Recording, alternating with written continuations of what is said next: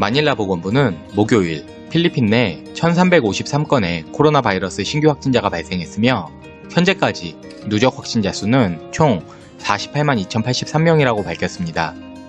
여전히 통계 내 포함이 되지 않는 실험실이 있다 보니 실제 확진자나 누적 확진자는 발표된 숫자보다 더 많을 것으로 예상이 됩니다. 백신 관련 뉴스가 연일 보도가 되고 있습니다. 아직까지 공식적으로 백신에 대한 발표를 하지 않은 필리핀에서 필리핀 인구의 절반가량인 47%의 사람들은 코로나 백신이 나와도 접종을 하지 않겠다라고 하였습니다. 펄스 아시아에서 필리핀 내 성인 2,400명을 대상으로 조사한 이 설문조사에서는 47%의 필리핀인들 중 약 84%는 안정성에 대한 두려움으로 접종을 하지 않겠다라고 하였고 5%의 시민들은 백신이 굳이 필요할 이유가 없을 것 같다라고 대답하였고 나머지 11%의 시민들은 백신의 비용 문제로 접종을 하지 않겠다라고 하였습니다. 필리핀은 코로나 이전 2017년 댕기열 관련 백신 접종을 전 국민 단위로 진행한 적이 있었습니다. 그러나 해당 백신의 유통기한, 부작용 등의 이유로 백신을 접종한 영유아들이 사망하거나 다른 부작용들이 많이 발생했었는데요. 이러한 사건들이 트라우마가 되어 현재 필리핀 시민들은 코로나 백신이 나와도 접종을 원하지 않는 시민들이 많이 있습니다.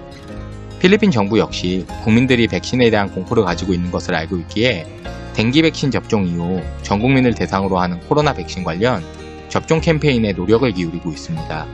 무엇보다 이번 설문조사는 필리핀 인구의 10분의 1 이상이 거주하고 있는 마닐라 지역의 주민들 중 25%만이 백신을 접종할 의사가 있다고 하여 향후 필리핀 내에 코로나 백신이 도입된 이후 필리핀의 귀추가 주목이 됩니다.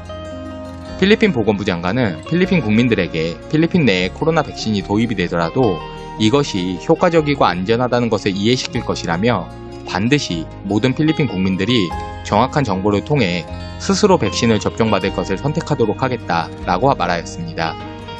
한편 필리핀은 아스트라제네카사의 백신이 필리핀 내에 5월경 도착할 것으로 예상하고 올해 2분기에는 백신 접종을 시작할 것을 목표로 전국민 백신 접종을 진행하고 있습니다. 예전 댕기열 관련 백신은 효과나 안정성 그리고 유통기한 등의 문제가 있는 것을 정부가 이미 알고 있었지만 당시 필리핀 정부에서는 이를 필리핀 교육청 데베드의 권한을 넘겨 영유아부터 모든 학생들이 접종을 받았었습니다. 당시 백신 접종 이후 아이들의 사망, 부작용 등 국가를 믿었다 날벼락이 떨어졌던 필리핀 국민들의 백신 트라우마가 이번 코로나 백신 접종에 중대한 영향을 미치고 있는 것 같습니다. 오늘의 필리핀은 여기까지입니다. 구독을 해주시면 쉽게 접하기 어려운 필리핀의 다양한 이슈와 뉴스를 매일 보실 수 있고 좋아요를 눌러주시면 영상을 만드는 저에게 큰 힘이 됩니다. 오늘도 시청해주셔서 감사합니다.